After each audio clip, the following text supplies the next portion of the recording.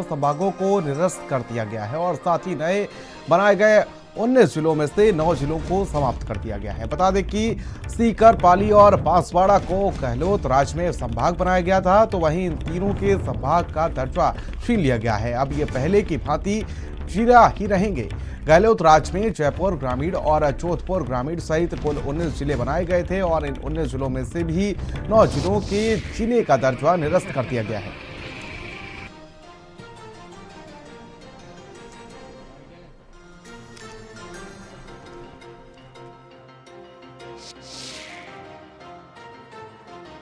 जितने भी जिले बनाए गए थे, संभाग बनाए गए थे, ये बाकायदा एक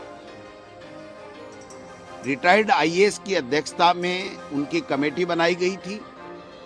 उस कमेटी ने सिफारिश की थी, जनता की डिमांड थी और पूरी तरीके से प्रशासनिक तौर पर लोगों को कैसे ज्यादा से ज्यादा सुविधा मिले, इस दिशा में एक बहुत महत्वपूर्ण फैसला कांग्रेस की सरकार के समय हुआ था। जो निर्णय लिया है वो जनता के जनमानस के खिलाफ निर्णय लिया गया है। हम घोर निंदा भी करते हैं और पूरी तरीके से कांग्रेस पार्टी और आम राजस्थान की जनता इस जन विरोधी भाजपा की सरकार के जन विरोधी निर्णय के खिलाफ आंदोलन करेगी।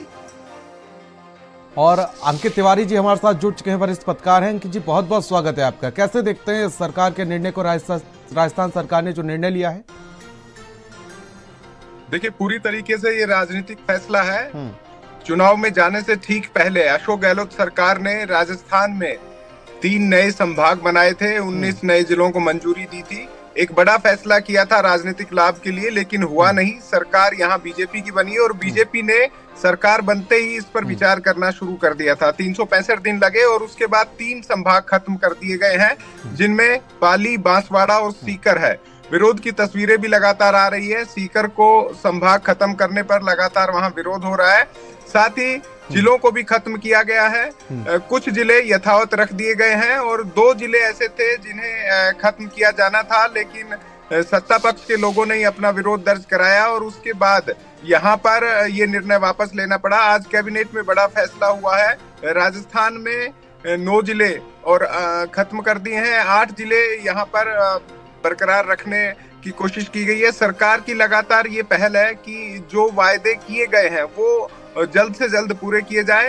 हालांकि कांग्रेस ने साफ कर दिया है, आगामी बजट सत्र जो जनवरी माह के अंतिम सप्ताह में आहूत किया जाना प्रस्तावित है, आज बैठक में भी चर्चा हुई है, तो ऐसे में बजट सत्र में हंगामा पूरी तरीके से रहने की संभावना है। कांग्रेस पहले से तैयारी की हुई थी कि विभिन्न मसलों पर बीजेपी की सरकार को घेरेगी, लेकिन एक और बड़ा मसला यहाँ पर जिले खत्म करने को हो गया है। हालांकि एक और भर्ती परीक्षा जो एसआई भर्ती परीक्षा है उसे रद्द करने की अनुशंसा मंत्रिमंडल स्तरीय कमेटी दे चुकी है। उस पर भी निर्णय होने की संभावना थी, वो अभी नहीं हुआ है। आगामी बैठकों में उस पर भी कोई संभवतः निर्णय हो सकता है, लेकिन राजनीतिक तौर पर देखा जाए तो राजस्थान में अब राजनीति गर्मा गई है। विपक्ष राजस्थान में कमजोर नहीं है। ऐसे में आने वाले दिनों में जब विधानसभा होगी या फिर सड़क पर संघर्ष होगा, बीजेपी को घेरते हुए कांग्रेस दिखाई देगी। हालांकि राजनीतिक तौर पर भजनलाल सरकार का यह मजबूत फैसला बीजेपी मान सकती है।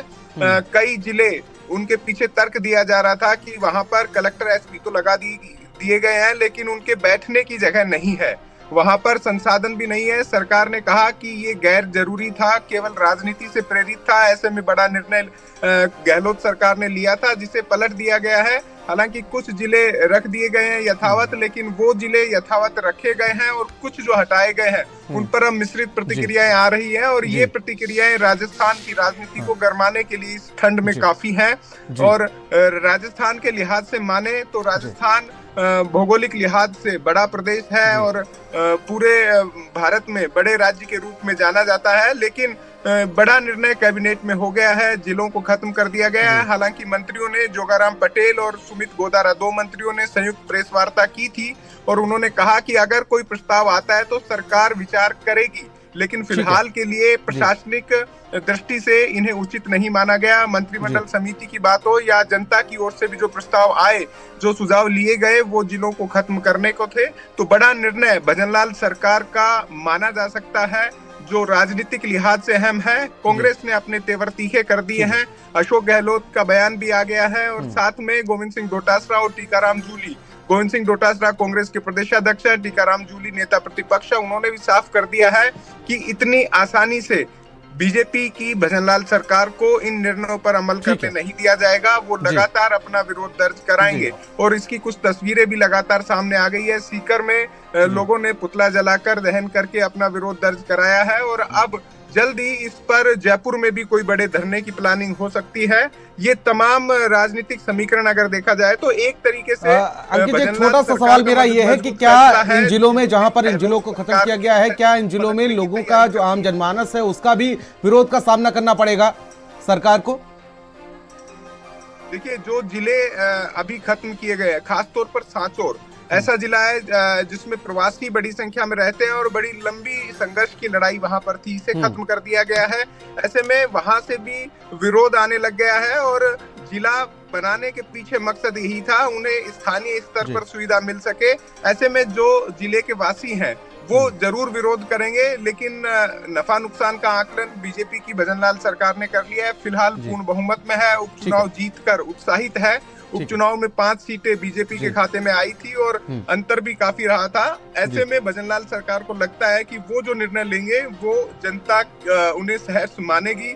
अब ये स्थिति आगे आने वाले दिनों में साफ होगी कि विरोध कितना धरातल पर होता है और कितना सदन के पटल पर। जैसा विरोध रहेगा, गतिरोध राजस्थान की राजनीति में दिखेगा, उसी आधार पर भजनलाल शर्मा के इस फैसले पर मोहर लगेगी। हालांकि पूरी सरकार इस फैसले के पक्ष में नहीं है।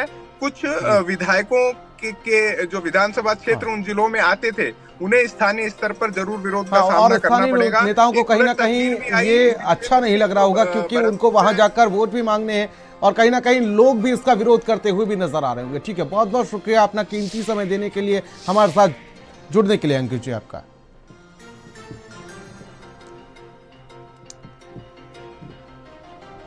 चलिए खबरों में